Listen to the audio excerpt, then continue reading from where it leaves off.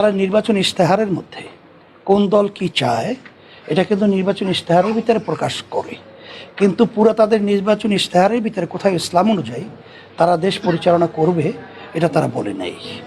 বরঞ্চ খ্রিস্টানি মিশনারি সেখানে তারা বৈঠকের মাধ্যমে তারা প্রকাশ করেছে যে তারা যদি ক্ষমতায় যায় ইসলাম অনুযায়ী শরিয়া অনুযায়ী দেশ পরিচালনা করবে না।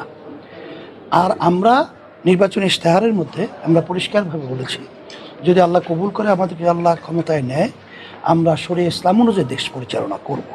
এখানে পার্থক্য তো দিন আর রাত্র। তারা ইসলাম অনুযায়ী দেশ চালাবে না, প্রচলিত নিয়ম অনুযায়ী দেশ চালাবে, আর আমরা ইসলাম অনুযায়ী দেশ চালাবো, শরিয়া অনুযায়ী দেশ চালাবো। এখানে পার্থক্য তো আর নতুনভাবে কোনো আলোচনার কোনো প্রশ্নই থাকে না। আসলে আমরা যে আশা আকাঙ্ক্ষা নিয়ে এই সরকার থেকে আমরা যে চেয়েছিলাম তা আসলে আমরা বাস্তবে সেভাবে দেখছি না। এখনও চাঁদাবাজি কিন্তু এখনও বন্ধ হয় নাই, দুর্নীতি বন্ধ হয় নাই। বরঞ্চ আমরা দেখেছি সর্বত্র মাদকের ছয়লাভ এমনভাবে মহামারী আকার ধারণ করেছে।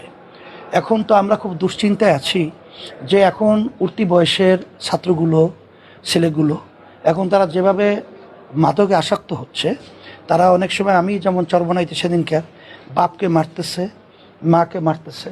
আর এই মাদকগুলো আমাদের দেশে উৎপাদন হয় না, এগুলো কিন্তু বাহির থেকে আসে।